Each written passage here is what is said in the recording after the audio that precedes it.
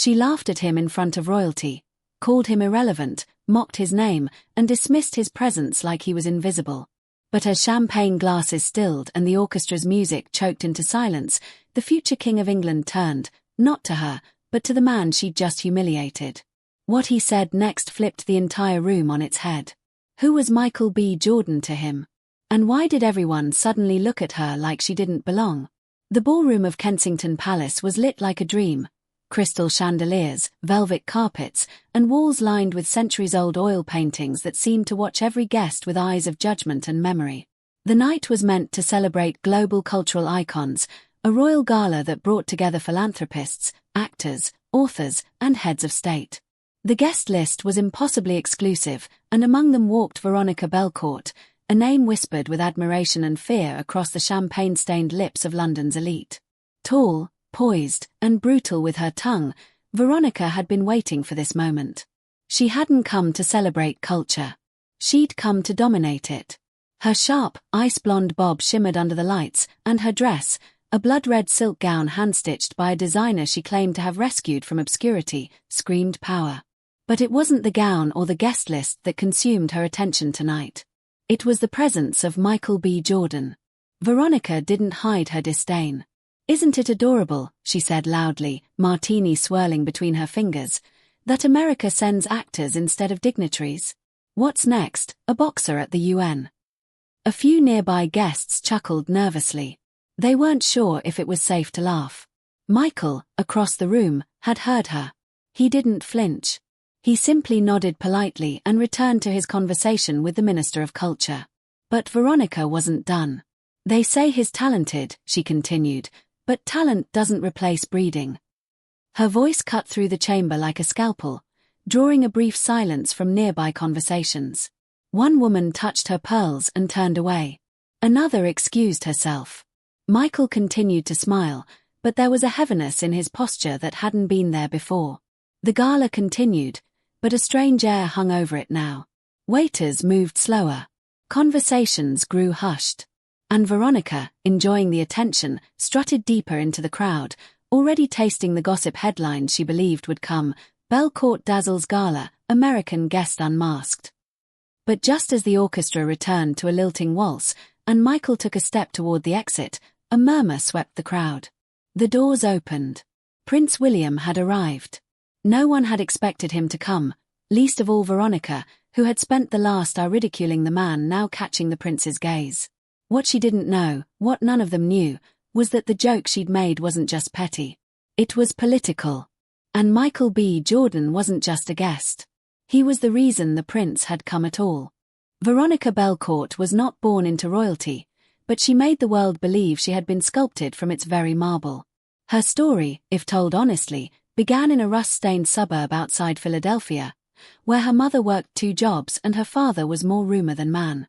From an early age, Veronica understood that perception was power. She sharpened her diction by watching BBC dramas, mimicked aristocratic posture from Vogue spreads, and scorned the girls around her who found safety in mediocrity. She wasn't cruel at first, just ambitious in a way that frightened those who didn't dream like her. By 16, she'd changed her last name from Belsky to Belcourt, convinced a private boarding school in the UK to grant her a scholarship under the guise of continental outreach, and never looked back. She devoured books on etiquette, memorized the wine regions of France, and took internships with art dealers known more for their scandals than their sensibilities. But her real education came through observation, watching how the elite masked cruelty with charm, insulted with a compliment's polish, and destroyed reputations with a smile. By her mid-20s, Veronica had threaded herself into the fabric of Europe's old money class. She was always present, never questioned. She hosted dinners where duchesses laughed too loudly, and CEOs whispered secrets they wouldn't even tell their wives. Her beauty helped, of course: sharp cheekbones, icy blue eyes, and a voice trained to sound like it was always a half-second from saying something clever. But what made her dangerous was her memory. She remembered every slight, every weakness, every thread she could pull if she ever needed a room to fall silent. While the world believed she'd been born into grace, the truth was more surgical. Veronica had built her throne with the bones of those who underestimated her. And yet, beneath all the polish, the real Veronica remained hidden, The girl who had once been laughed at for her cheap shoes, who had faked an accent for months at her first school until the ridicule stopped, who had sat outside luxury stores just to feel what velvet door handles felt like under her palms. This hunger to be someone else metastasized over time, growing more desperate with every room she conquered. When American celebrities began populating royal galas and cultural events, Veronica saw it not as progress but invasion.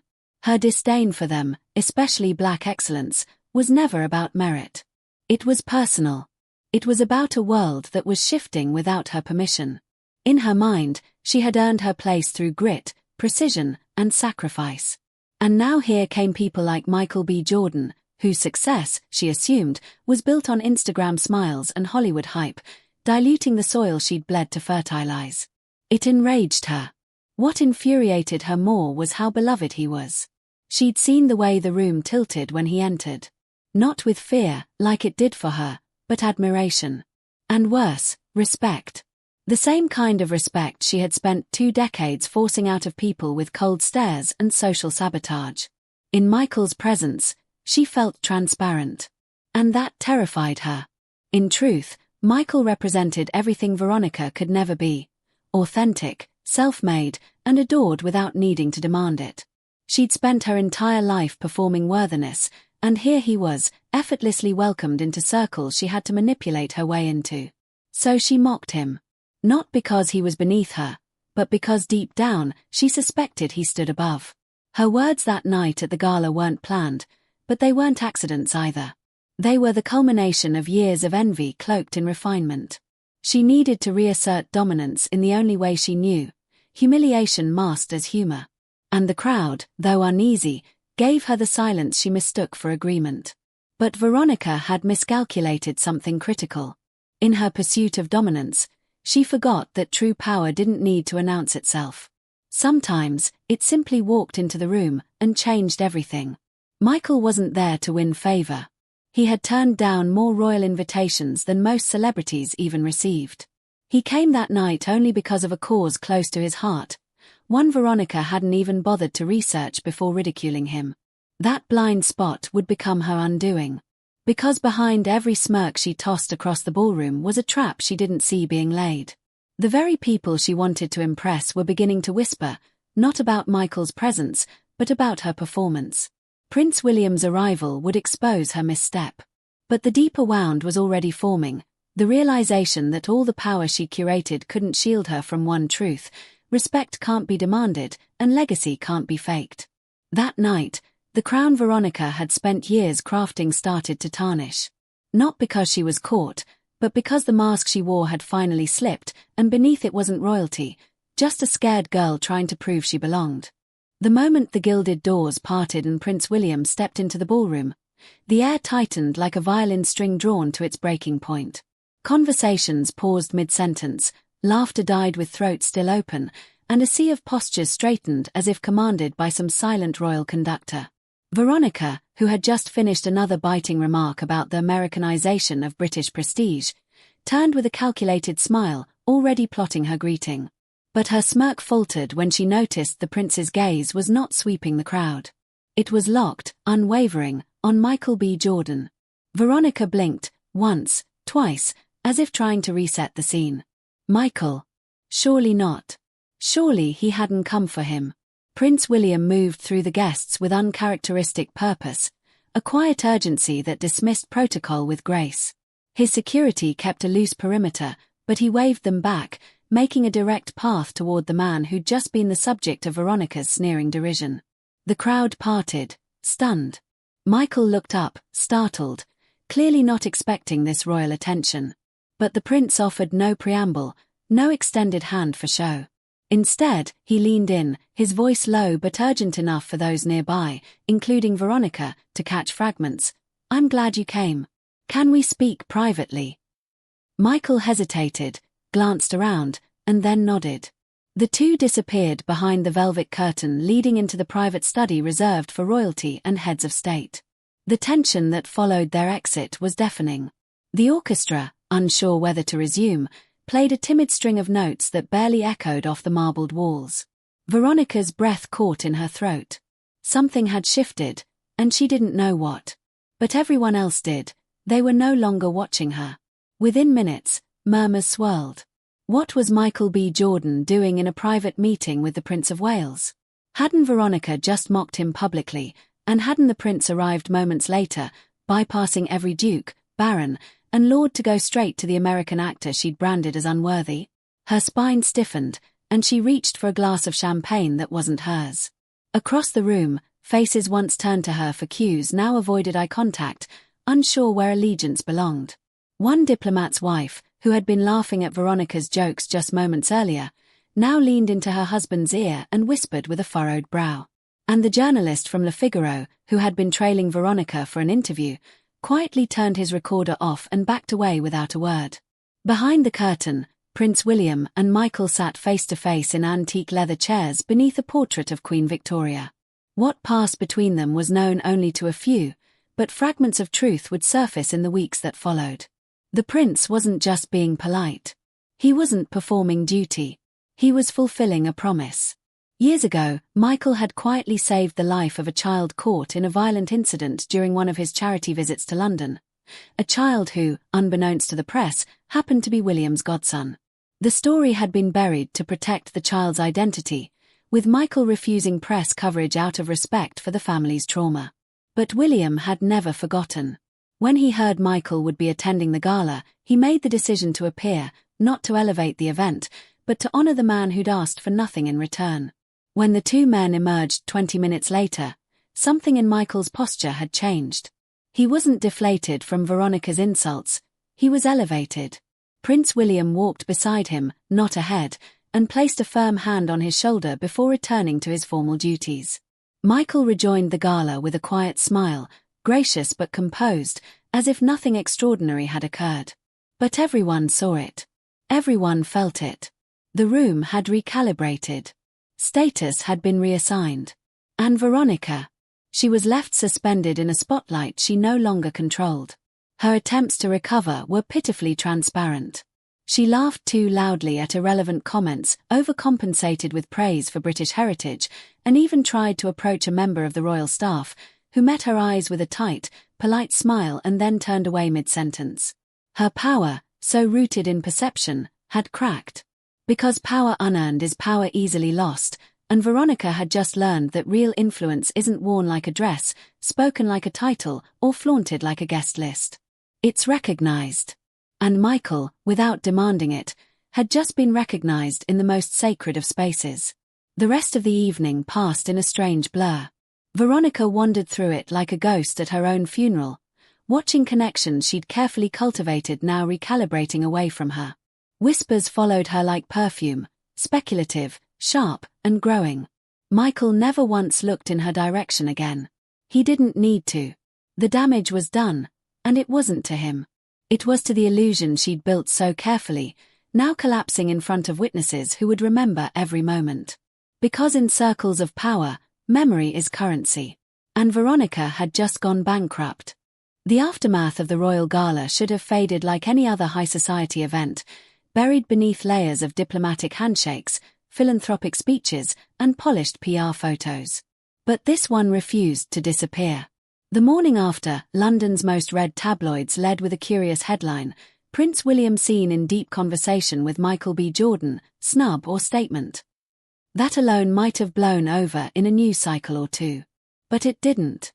Because within days, fragments of Veronica Belcourt's past began to surface, and they didn't resemble the woman she had worked so hard to invent. The first whisper came via a blurry image posted anonymously on a British gossip forum, a university prank gone wrong, with Veronica front and center, laughing in a group photo while a fellow student, visibly distressed, was covered in blue paint and mockingly crowned queen of the charity case.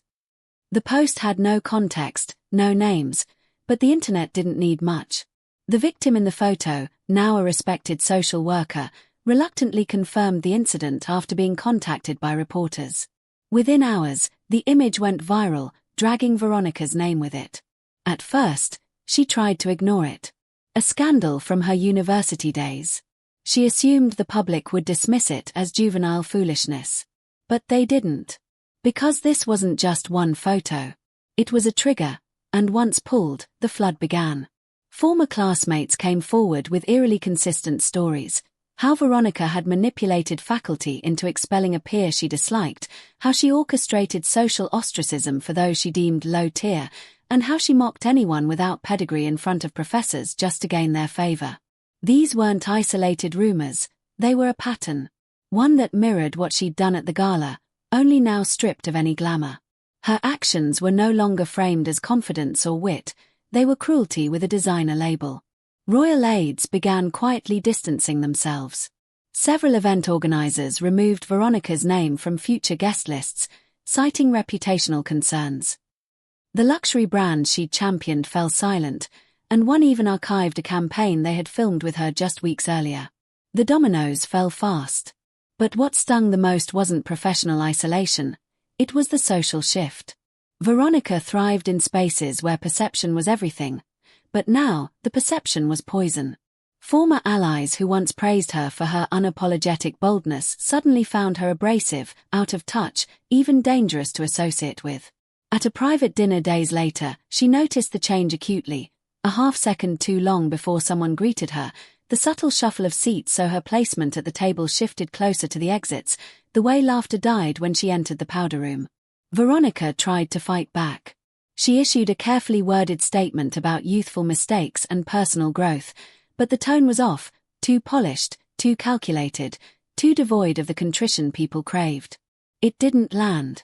Then she attempted a pivot. She accused the media of having a double standard, suggesting that her gender made her an easier target.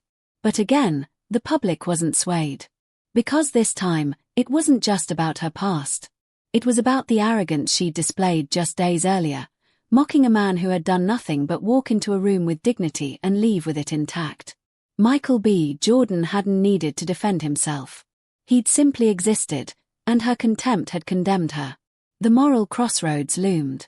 Veronica's advisors urged her to lay low, disappear for a few months, maybe do a charity campaign to rehabilitate her image. But she refused. She wasn't just bruised, she was furious. In her mind, she was being punished not for her actions, but for the world changing without her consent. Her grip tightened on her identity, and rather than evolve, she doubled down. She attended a high-profile museum gala in Paris the following week, uninvited but present nonetheless, dressed in mourning black as if to signify the death of civility. But the gesture failed. Paparazzi captured her arriving alone and leaving earlier than expected, her face a frozen mask of defiance. No one walked her to her car. No one followed her out. The deeper tragedy was that Veronica couldn't see the path to redemption, even when it sat in front of her. Former classmates who came forward weren't demanding her cancellation, they wanted acknowledgement. A single phone call, an honest apology, might have stemmed the tide. But her pride wouldn't allow it. She viewed vulnerability as defeat. What she didn't understand was that in a world where power dynamics are shifting, especially in circles once governed by gatekeepers like her, authenticity has become the new currency. And she was bankrupt. In the weeks that followed, journalists began investigating her charity work. Much of it, they discovered, had been self-serving. She donated art pieces to museums she sat on the board of, funneled funds through shell companies, and inflated her philanthropic impact through selective press releases.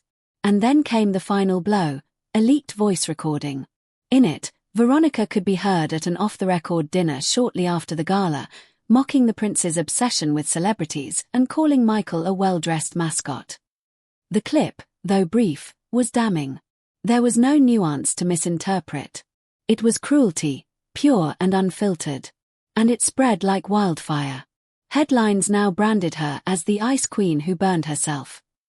The internet crowned her not as royalty, but as a relic, a fossil of a bygone era clinging to a throne no one recognized anymore. And Veronica.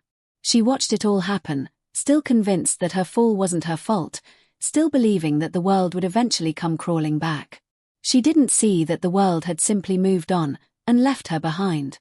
What the public didn't know, what Veronica could never have anticipated, was that the gala had not been a random encounter, nor had Prince William's approach to Michael B. Jordan been one of spontaneous admiration.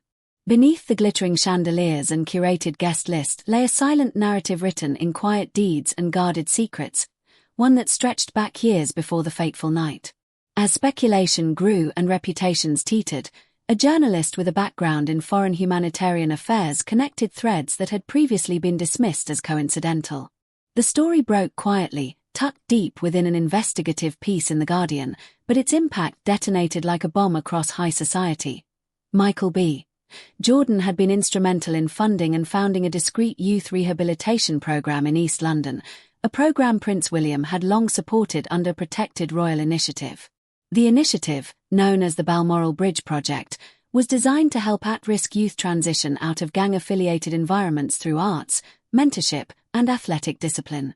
It was intentionally low-profile, protected from media interference to preserve the privacy and safety of its participants. Years ago, during a surprise visit, Michael had met a young boy named Elijah, shy, traumatized, and on the verge of being absorbed into a life that had already claimed his brother. Michael didn't just speak to Elijah. He stayed for hours. He returned a week later, then again the following month. What began as a visit turned into a mentorship, and later, when Elijah was hospitalized after being caught in a retaliatory gang shooting, it was Michael who paid for the private trauma counseling that saved the boy's life. The detail that never made headlines. Elijah was Prince William's godson, the child of a close family friend whose identity was kept hidden due to the high-risk nature of the boy's circumstances. When Prince William learned what Michael had done, not just once, but quietly, repeatedly, without ever seeking credit, he vowed to one day return the gesture. That moment arrived at the gala, not just as a personal thank you, but as a subtle rebalancing of what Britain's elite culture deemed worthy. The royal family didn't comment publicly on the matter, but the implications were seismic. Michael's character had spoken louder than Veronica's pedigree. His humility had exposed her vanity, and his unpublicized sacrifices were now in stark contrast to her performative philanthropy. Suddenly, her entire narrative crumbled, not under the weight of accusation, but under the gravity of contrast. This revelation rippled through the aristocratic ecosystem like a tectonic shift. Donors began pulling from Veronica's initiatives, redirecting their support toward the Balmoral Bridge project. Influential figures who once clung to her events for social clout now championed causes aligned with authenticity and inclusion. Even palace aides, often neutral to the winds of social scandal, made small but unmistakable gestures. A nod in Michael's direction during public appearances, a subtle quote about quiet leadership from William during a university speech. And while none of these acts directly condemned Veronica, they rendered her obsolete in a far more devastating way, by ignoring her entirely. For Veronica, the realization was suffocating. Alone in her Mayfair penthouse, once a sanctuary of power and prestige, she watched footage from the gala replayed in slow motion. She studied the moment Prince William approached Michael. She dissected every angle, every glance, trying to spot what she had missed. But no camera could capture the invisible thread of respect that bound the prince to Michael, the thread she had unwittingly severed by mocking a man she never bothered to understand. Her arrogance hadn't just insulted a celebrity. It had insulted a protector, a mentor, a man whose private actions carried the weight of royalty's gratitude. In trying to diminish him, she had diminished herself. Desperate, she reached out to the media, anonymously at first, hinting that the gala had been orchestrated as a publicity stunt. But no one took the bait. The public was tired of her narrative. The press saw through it. And the people who mattered had already moved on. Her last-ditch effort came in the form of an op-ed, a self-penned essay on power, image, and the cost of being a strong woman in a world that fears them. It might have landed, once. But in the wake of revelations about Michael's contributions, it read as hollow, opportunistic, and tone-deaf. Critics skewered it. Activists mocked it. Even former friends in PR refused to share it. Then came the most chilling detail of all. At a closed-door charity banquet a month after the gala, Prince William was overheard telling a guest, "Some of the most powerful people I know have no titles and no need for thrones." Though it wasn't printed in any official transcript, the quote circled the elite circles with sharp edges. No names were mentioned. None had to be. The message was clear: true nobility lies in action, not applause. And by that measure, Veronica had failed. She found herself uninvited from the Ascot, replaced on the committee of the Royal Arts Council, and, in the cruelest irony of all, blocked from attending the same youth charity gala where Michael was now the keynote speaker. No press was allowed. No red carpets. Just hundreds of smiling children, mentors, and donors whose loyalty was earned, not bought. Veronica watched it unfold from her phone, alone, the room around her quiet except for the echo of what could have been, if only she had chosen respect over ridicule and humility over performance. Weeks turned to months, and what had once been a media frenzy cooled into a lasting legacy shift. Not just for the people involved, but for the values that ruled the upper echelons of power. Michael B. Jordan, who never addressed the scandal directly, continued with his life, his career, and, quietly, his work with the Balmoral Bridge project. He declined interviews about the gala, refused invitations to capitalize on the drama, and when asked about Prince William's gesture in a radio interview, he simply said, "Some things matter more when they stay private." That one sentence was enough to further elevate his public image.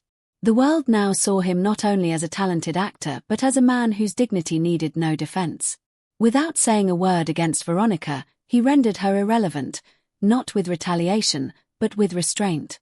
Meanwhile, Veronica became a cautionary tale in circles that once celebrated her dominance. She wasn't formally cancelled. There were no dramatic headlines of exile. Instead, she was quietly removed, invitations that no longer arrived, calls that went unanswered, partnerships that dissolved with vague press releases about shifting priorities. What was more painful than outrage was silence. The upper crust she had fought so hard to impress now regarded her as a relic, a product of a less compassionate time. Even her longtime allies began to refer to her in the past tense, speaking of her relevance as something historical, not current. In the palace's social memory, she had become a ghost, and not even a scandalous one. Just forgotten. She tried to rebuild, but every move she made only emphasized her fall. She launched a new cultural initiative in Berlin, but it was quickly exposed as a thinly veiled vanity project. She attempted a podcast about image and authenticity, but listeners mocked the irony. She even reached out to smaller publications, offering exclusive interviews, all declined. What remained for her was reflection, though she resisted it at first. For a time, she retreated into her estate in the Scottish Highlands, away from cameras, clout, and consequence. There, without the distractions of curation and control, the truth began to settle in. She paced long halls built by someone else's family, stared into mirrors that no longer flattered, and drafted letters she never sent. There was no grand apology, no emotional breakdown on morning television. Veronica Belcourt did not rebrand, reinvent, or re-emerge, not yet. Instead, her silence became her story. And it was that silence that led others to question what, if anything, she had learned. Did she now understand the damage of cruelty dressed in charm? Did she regret mocking a man who had done more in private than she had ever achieved in public? Or did she still cling to the fantasy that one day, they'd beg for her return? Those who had known her best weren't sure. Some whispered that she was humbled. Others insisted she was plotting. But no one truly knew. Because Veronica had always been a master of masks, and this time, she wasn't speaking. In contrast, Michael's star rose, not because of the gala, but because of everything that followed. The world saw him not as a victor of a feud, but as someone above it. His continued dedication to youth outreach gained new support. Prince William, also remaining silent on the matter, launched a new phase of the Balmoral Bridge project, expanding its reach to other Commonwealth nations. And in a quiet ceremony closed to the press, Michael was honored at the palace, not with medals or pomp, but with a single framed photograph, a group of young boys, smiling beside the man who had given them a future. It was personal. It was private. And it was powerful. As the story faded from headlines but lingered in memory, it left behind a question that echoed louder than any scandal, a question the world couldn't quite shake.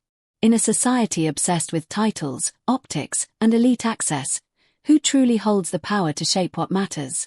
Veronica had titles, influence, and control, yet lost everything by forgetting that grace and humility can't be manufactured. Michael had none of her pedigrees, yet emerged untouchable because his values weren't staged. The gala didn't ruin Veronica. It revealed her. And in that revelation, it forced everyone to reconsider what it means to be respected. In the end, the gala was just one evening. But its impact reverberated across reputations, institutions, and expectations. It reminded the elite that kindness matters, not just in private, but when the world is watching. And for Veronica, it offered something far rarer than a comeback. A moment to see herself, stripped of applause and approval, and ask if the woman staring back was someone she could live with. Whether or not she changed, no one could say. But everyone remembered the night the crown shifted, not from one head to another, but from illusion to integrity, from performance to presence. And though Veronica once ruled a kingdom of influence, she learned the hard way that thrones built on mockery crumble the fastest.